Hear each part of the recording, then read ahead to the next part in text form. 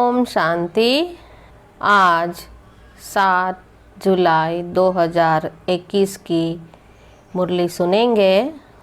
बाबा बोले, मीठे बच्चे, तुम यहाँ आए हो अपने सहित सारी दुनिया की काया कल्पत्रु बनाने। याद से ही काया कल्पत्रु होगी। प्रश्न, नरकवासी से स्वर्गवासी बनने की विधि कौन सी है? अभी तुम बच्चों को जियादान मिलता है, कैसे? उत्तर बताया, नरकवासी से स्वर्गवासी बनने के लिए जरूर मरना पड़े। बाबा कहते, मैं आया हूँ तुम सबको मौत देने। तुम्हारी इस देह को खत्म कराए बाकी आत्माओं को ले जाऊंगा। यह सच्चा जियादान है। इसके लिए यह महाभारत लड़ाई है जिसमें सबका विनाश होगा। फिर आत्माएं पावन बन वापस घर जाएगी, फिर स्वर्ग में आएगी। गीत। माता ओ माता, ओम शांति। मीठे मीठे रूहानी बच्चों ने गीत की लाइन सुनी, जगत अम्बा की महिमा सुनी। जगत अम्बा यहाँ भारत में ही गाई जाती है। जगत अम्बा है तो जगत पिता भी जरूर होगा। जगत अम्बा सरस्वती को ही कहते हैं। वास्तव में उनका नाम एक ही होना चाहिए। तुम्हारी भी नाम एक ही है ना? 2-3 तो नहीं है। अब जगदम्बा को बरोबर साकार में दिखाया है। शरीरधारी है, जगत पिता भी है, जिसको प्रजापिता भी कहा जाता है। जैसे सारे जगत की अम्बा है, वैसे सारे जगत का पिता है। जरूर दोनों ही यहाँ होंगे। दोनों का नाम भी सुनाया।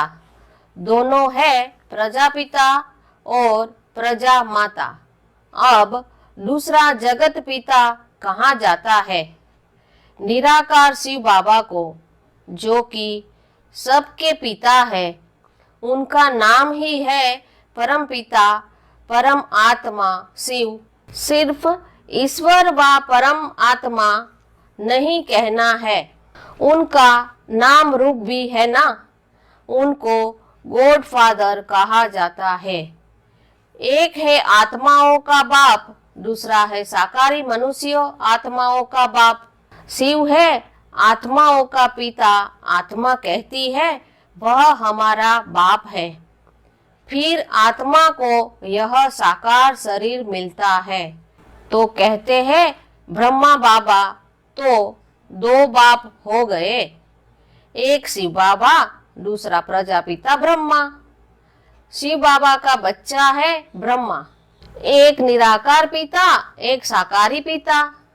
निराकार पिता को कहा जाता है पतित पावन। ब्रह्मा व सरस्वती को पतित पावन नहीं कहा जाता। पतित पावन तो एक है, यह 2 हो गए। सब पुकारते हैं पतित पावन आओ, तो 2 बाप हो गए। शिव है रचयिता, नई दुनिया रचते हैं, तो पहले ब्रह्मा को जरूर रचना है। विष्णु और शंकर को कभी प्रजापिता नहीं कहते हैं, ब्रह्मा को ही प्रजापिता कहते हैं। तो शिव बाबा प्रजापिता ब्रह्मा द्वारा एडप्ट करते हैं। कहते हैं हम शिव बाबा के बच्चे हैं। शिव बाबा ने इसमें प्रवेश कर एडप्ट किया है। वही आत्माओं को पावन बनाते हैं। आत्मा ही पतित बनती है। इस कारण शरीर भी पतित मिलता है। सोने में चांदी, तांबे, लोहे की खाद डालते हैं। आत्मा में भी खाद पड़ती है। असूल में आत्मा पवित्र मुक्ति धाम में रहने वाली है, जहाँ शिव बाबा भी रहते हैं। अब शिव बाबा प्रजापिता ब्रह्मा एक को बाप एक को दादा कहेंगे। यह तो तुम जानते हो, सब मनुष्य मात्र शिव की संतान है। शिववंशी फिर है ब्रह्मा कुमार कुमारिया। शिव बाबा और दादा इकट्ठे हैं। शिव बाबा इसमें विराजमान है, हमको ब्राह्मण बनाए राजयोग सिखलाते हैं। मनुष्यों को देवता बनाने देवताएं रहते हैं। सतयुग में देवताओं को पतित पावन ज्ञान का सागर नहीं कहा जाता, उनको बाबा भी नहीं कहा जा सकता। अब तुम विष्णुपुरी के मालिक बन रहे हो। विष्णु के दो रूप लक्ष्मी नारायण है, यह मनुष्य नहीं जानते।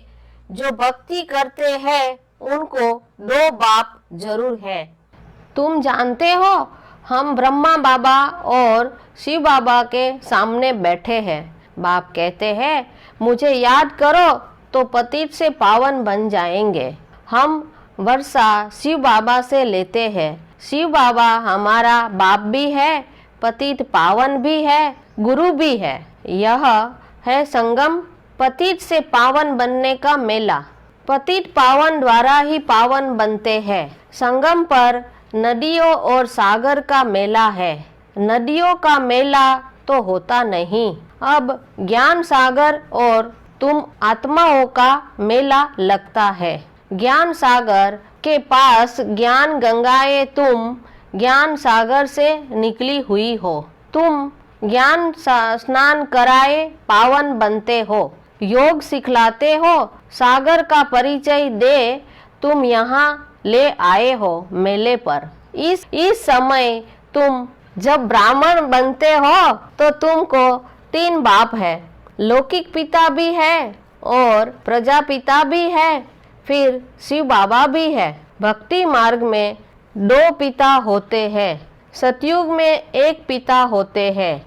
यह समझने की बातें हैं। अभी तुम्हारी आत्मा कहती है, मेरा तो एक शिव बाबा, दूसरा न कोई। मित्र संबंधी आदि होते हुए भी कहते हैं, मेरा तो एक शिव बाबा है।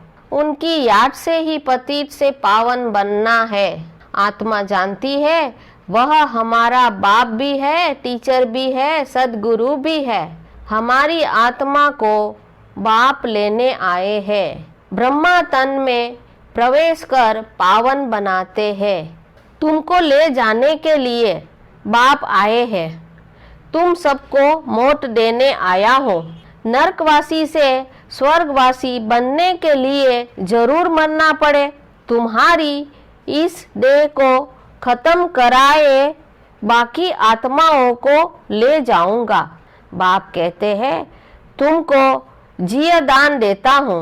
यह महाभारत लड़ाई है ना, सबका विनाश होगा, नहीं तो कैसे ले जाऊं? आत्माओं को पवित्र बनाए घर ले जाता हूँ। वह तो शांति धाम है। सतयुग आएगा तो कलयुग जरूर विनाश होगा। इसके लिए महाभारत लड़ाई मशहूर है। लगती भी यह संगम पर ही है, जबकि तुम मनुष्य से देवता बनते हो। धारणा के लिए मुख्य सार सुनेंगे। पहली पॉइंट, ज्ञान सागर में ज्ञान स्नान कर स्वयं को पावन बनाना है। मित्र संबंधियों के साथ रहते बुद्धि में रहे, मेरा तो एक शिव बाबा, दूसरा न कोई। दूसरा पॉइंट, विष्णुपुरी में चलने के लिए पक्का वैष्णव अर्थात पवित्र बनना है। नरक से जीते जी मरकर बुद्धि योग स्वर्ग में लगाना है। वरदान, धर्म और कर्म दोनों का ठीक बैलेंस रखने वाले दिव्य व श्रेष्ठ बुद्धिवान भव। कर्म करते समय धर्म अर्थात धारणा भी संपूर्ण हो तो धर्म और कर्म दोनों का बैलेंस ठीक होने से प्रभाव बढ़ेगा। ऐसे नहीं जब कर्म समाप्त हो तब धारणा स्मृति में आए। बुद्धि में दोनों बातों का बैलेंस ठीक हो तब कहेंगे श्रेष्ठ व दिव्य बुद्धिवान। नहीं तो साधारण बुद्धि, कर्म भी साधारण, धारणाएं भी साधारण होती है। तो साधारणता में समानता नहीं लानी है, लेकिन श्रेष्ठता में समानता हो। जैसे कर्म श्रेष्ठ वैसे धारणा भी श्रेष्ठ हो।